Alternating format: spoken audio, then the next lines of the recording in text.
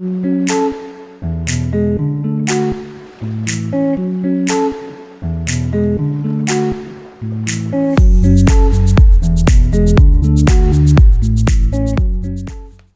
Virgo, this is your June 2023 soul story.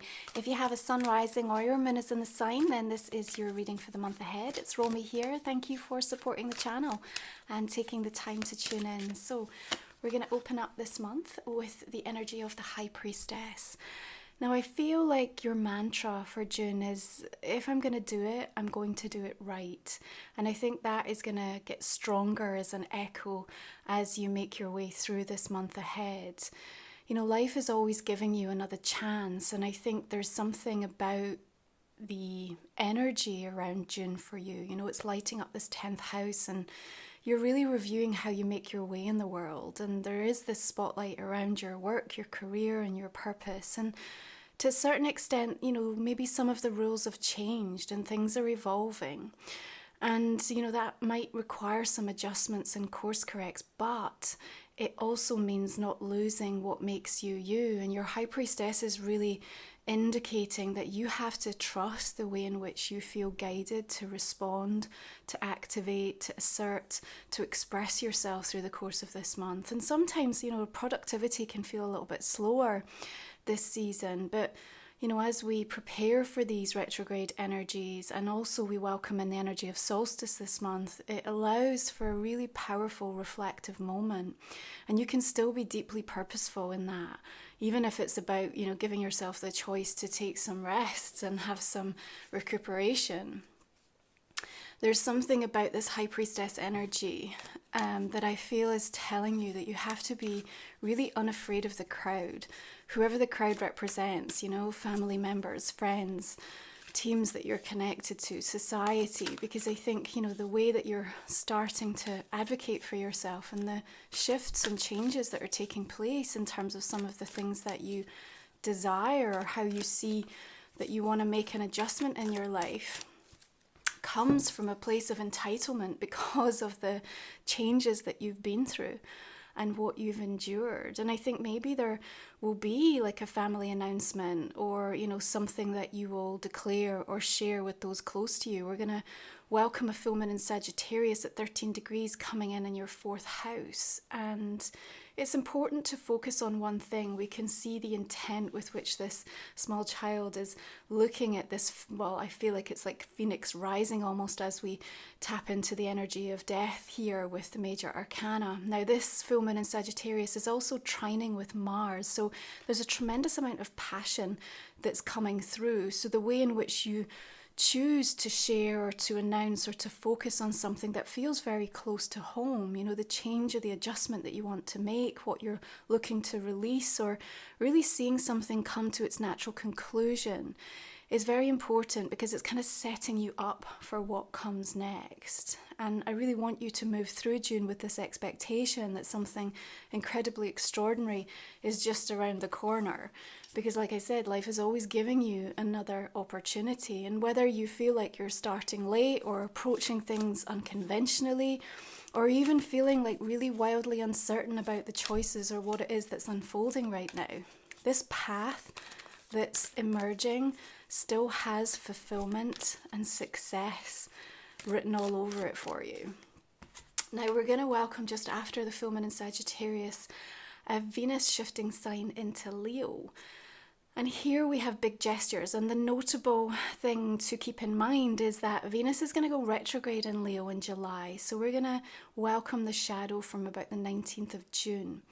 So what takes place between the 5th and the 19th pertaining to prosperity consciousness, your money stories, what's happening in your love relationships, how you value yourself and how you're expressing that, all of that is set to have a bit of a review during that retrograde. Now that can notoriously be a little bit difficult or uncomfortable because we come up against challenging tests, so to speak. So there's a mindful consideration that if you are looking to make some big gestures, big investments, you know, go big or go home, and kind of really feeling that impetus in the first part of June, you know, there may be, you know, some tricky pathways to navigate over the next few weeks in relation to that. The Chariot, however, does indicate to me that you still get to be purposeful and end up victorious in what the final outcome is. It's just that there's going to be some moments where perhaps you feel a little bit out of control. The thing with Venus for you, especially as it illuminates that 12th house energy, is I think what this transit's really going to highlight for you is that you can't try to change people. You just have to make decisions about realistically how they fit into your life based on who they are and the actions that they take around you. And then you can kind of really come to a place of peace and balance within yourself. And I think you're going to learn a lot about that through this particular transit. But at the same time, Venus in Leo is some beautiful, passionate, adventurous, bold energy to work with. And again, that full moon in Sagittarius, there's something kind of really kicking off in the beginning of June that helps you feel quite excited and adventurous about the potential or where you see something going. Now, this is a month where I think, you'll make some mistakes. We all do. And you're human. But what you're going to gain from this is truly priceless. And really, I think it's what makes for an interesting life, isn't it? And, the guides are just giving me this phrase like really sweet comeback. So whatever feels that it's going to cause a little ripple effect, even if it's just some discord or conflict within you, or you feel like you made the wrong choice, or you feel like you've got some regret over something that happens, rest assured it feels like it comes full circle, because the learning from that setback, that failure, that mistake, or however you want to interpret it, is actually just really soul growth. And if there's never a right or wrong, only ever an experience, then this is one that you're going to be truly grateful for, actually, I see. Hierophant suggests to me it's about devotion, and along with the High Priestess, there's some incredible wisdom dropping through for you, through the course of this month. Now, we are going to see Saturn shifting retrograde on the 17th. And of course, here we want to revisit commitments, review our boundaries and these long-term visions. And sometimes it can feel like things start to slow down a little bit and we can feel somewhat frustrated. But if you can really take the learning from this experience and what it is that you're meant to be focused upon, then the new moon in Gemini that happens the same day is going to orientate you in the right direction. Because even if there are some aspects of your life that may feel like on a kind of slow-mo feeling where you can't really get any momentum, there are other areas that are going to require your time, energy and attention. And again, the productivity can be increased because you've got more time and focus to be able to send in that direction. So keep that in mind and try not allow yourself to be looking so specifically at what you feel needs to happen by certain times. In fact, my soul journeys this month, I'm actually focusing on releasing resistance around timelines. So if that is something that comes up, then please do check it out. You'll find the link in the comment and description box underneath. I also just want to highlight right after that new moon, there's this really beautiful Jupiter sextile Saturn coming in, and this is really supporting us because it's giving us the strength to be able to overcome adversity, to overcome the mountain that stands in front of us. And particularly for you, Virgo, if you're feeling very confused or there's been some fear activated around this time of the month, there's something quite grounding with Jupiter and fellow Earth energy, and of course illuminating that 9th house of spiritual wisdom and learning for you, that's going to help you unlock something deeper within the subconscious. And of course, through the course of this month, especially as we start to see Venus in Leo, we have Mars in Leo, we're really considering with that 12th house for you how we go about healing and releasing some of those much deeper ingrained beliefs and what's being driven through your subconscious that's really impacting on how you see yourself and what you think is possible and your potential, moving forward. Because 10th house is all about that legacy and how you leave your mark in the world. So we come into the 21st and it's just such a beautiful lineup. Yeah, we've got Solstice arriving. The sun shifts into Cancer. Ceres, the asteroid goddess, is moving into Libra. We have Mercury sextile to Mars.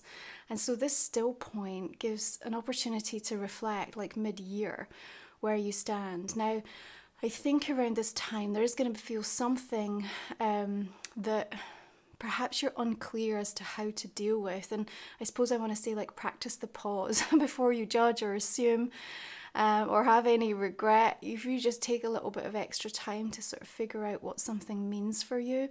And I go back to that comment that I made about being unafraid of the crowd, because, you know, there's something about this being your time to shine. And I think if you can kind of really feel into that, then this solstice energy is helping you to release, helping you to align with your own natural rhythm, and there's a real step change in energy for you. In fact, I feel like there's a little bit of a night and day moment that happens for you around that time. To remember, Virgo, the world needs who you are, you know, not what you have. Yeah, and so again, there's just like this reminder that everything that you are approaching this month has to come from a place of you feeling really comfortable in your skin about it, that it feels like authentic and true to you. So you've got judgment coming in. Now look at this just for a moment. Every single card that has come out is a major for you this month. Wow. So this is quite significant, right? It tells me that the fated intervention of destiny right now and the things that are unfolding for you are very much a part of that soul blueprint. And judgment tells me that it's kind of like wake up call moment. You know, there's choices and decisions and changes that are happening in your world, and you can't stop these. You know, the Chariot is kind of powering it forward. And even if there is some fear activated, we have to go back on what we've learned and what we've come to understand, and understand these natural cyclical, you know, times in our life where we go through these cycles of death and rebirth. But yeah, this is significant, right? All majors. Wow. Okay, so if you're new to the channel, then the final 3 cards we actually pull in our extended reading, Virgo. And you can find the link for that in the comment and the description box underneath. We talk for another 25-30 minutes or so just to give you deeper insights into the month ahead. I'm going to go ahead and just clarify these cards and see what additional messages want to reveal themselves and help us go a little bit deeper. I think you are going to bring something really new to the table. It's like you're tired of hearing the same voices, the same messages, and even if the ideas feel a little bit unconventional, I think you're going to be really urged to explore them. And that's in all areas of your life. It's not just work. There we go, the Magician. It just feels like in relationships, in your family dynamics, just in how you're sort of running your life.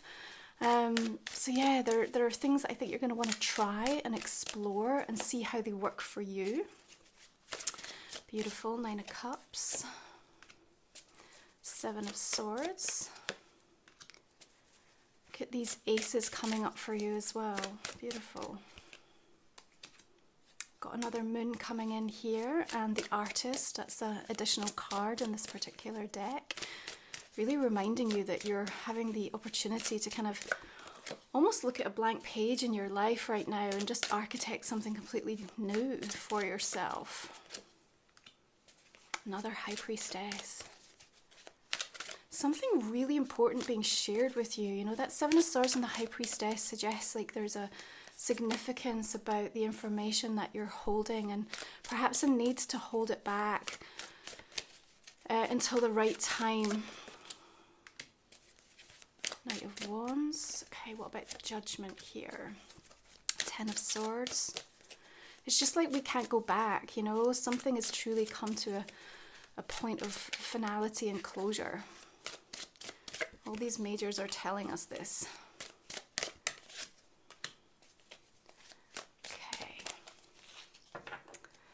Right, I'm going to go ahead and just pull from Life Soul Vision Oracle, which is my deck, and you'll see here. I also have Moon Musings, which is a collection of all of my soul writings. So if you enjoy my work, then please do check out these creations. You can find the links over on my website. Again, everything is detailed below for you. Okay, what do we have here? Spirit Wolf, Certainty of Trust. Again, you got to trust how you feel you need to move through and work with some of these energies in June. Interesting. Third eye, more. Such psychic awareness, I think, coming up for you through the course of this month. It's almost like you're going to be able to finish people's sentences through the course of June. You're just going to know intuitively what they need to hear from you, what they need from you. Whether you're in a position to deliver that or not, well, that's another question. Full moon. That's 3 moons coming through in this reading. Eclipse revelations. You may still be really feeling or reeling from some of the unfolding of that Scorpio eclipse in May. Soothe your soul. I like that coming through for you. That 4th house energy of Sagittarius is really inviting you to think about the sanctuaries and the spaces that help you to produce, help you to be productive, creative, help you to feel safe, to recharge and recuperate. And again, you know, that 4th house energy, you may be really thinking about adjustments or changes in and around the home or places that you work, realizing that something can be improved upon, or there's expansion that's now required. There's like new horizons, and I think you're trying to reconcile this groundedness with a new sense of spiritual truth, and really like how you give yourself permission to kind of follow through in that, in the way that you want to live a conscious life, you know. Okay, what do we have here? Spark, beautiful. Finally, I'm just going to pull an astrology card. I've also created a really beautiful solstice meditation, so again, be sure to check that out for the 21st to celebrate this beautiful auspicious date. Okay, you have conjunction, alliance. So we'll cover these off, as well as a personal question that might not have come up in the main spread, and go deeper into this reading for the month ahead if you join me on the extended. Thank you so much for taking the time to tune in. I appreciate you. I will see you again next time, Virgo. Bye.